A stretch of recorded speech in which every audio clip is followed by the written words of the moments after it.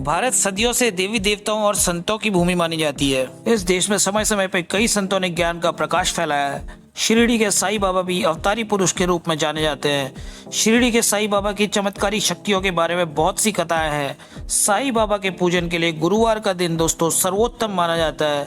आज बताएंगे आपको साईं व्रत का विधान और साईं व्रत से जुड़ी हुई कथा, जो कि साईं कथा भी कही जाती है। तो बने रहिए हमारे साथ इस वीडियो में। चैनल को कीजिए लाइक और सब्सक्राइब आपके अपने चैनल को। चलिए शुरू करते हैं साईं व्रत के विधान से। साईं व्रत दोस्तों कोई भी कर सकता है। साईं बाबा जात पात या कोई भेदभाव नहीं मानते थे। उनका कहना था सबका मालिक एक है।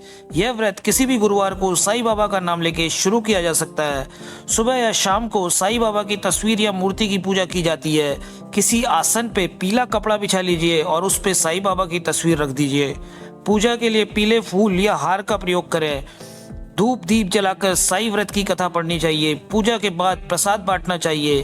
प्रसाद के रूप में फल या मिठाई बांटी जा सकती है।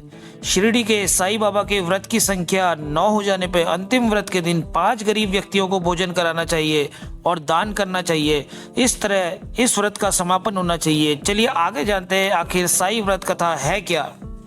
कोकिला बहन और उनके पति महेश भाई शहर में रहते थे। दोनों में एक दूसरे के प्रति प्रेम भाव था, परंतु महेश भाई का स्वभाव झगड़ालू था, बोलने की तमीज न थी।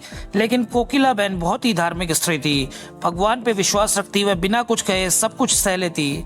धीरे धीरे उनके पति का धंधा व रोजगार ठप हो गया। कुछ भी कमाई न होती। महेश भाई अब दिन भर घर में ही रहते और अब उन्हें गलत राह पकड़ भी ली थी। अब उनका स्वभाव पहले से भी अधिक चिड़चिड़ा हो गया था। एक दिन दोपहर का समय था। एक वृद्ध महाराज दरवाजे पे आके खड़े हो गए। चेहरे पे उनके गजब का तेज था और आकर उन्होंने दाल चावल की मांग की। कोकिला बहन ने दाल चावल दिए और दोनों हाथों से उस वृद्ध बाबा को नमस्कार किया। वृद्ध ने कहा साईं सुखी रखे।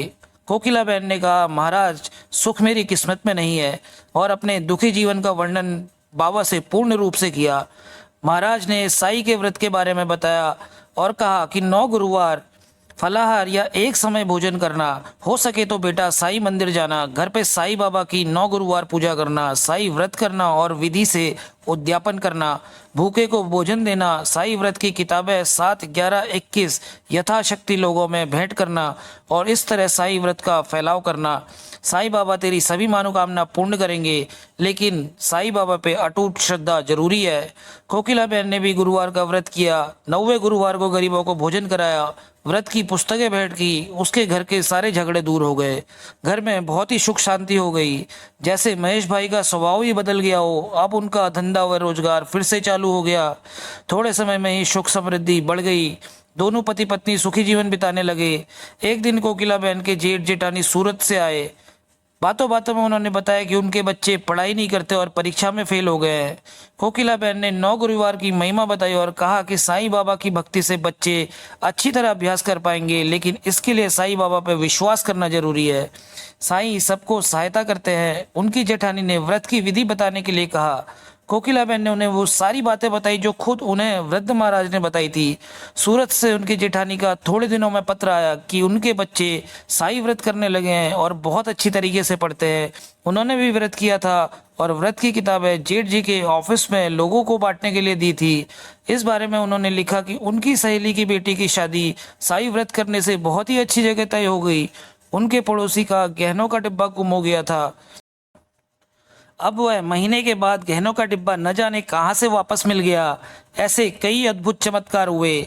कोकिला बहन ने साईं बाबा की महिमा महान है यह जान लिया था। हे साईं बाबा, जैसे सभी लोगों पे प्रसन्न होते हैं वैसे हम पे भी होना। दोस्तों इस प्रकार की है ये साईं कथा। वीडियो आपको पसंद आ गया हो तो यार चैनल को एक लाइक दे करके हमारा मनोबल बढ़ाइए और चैनल को कीजिए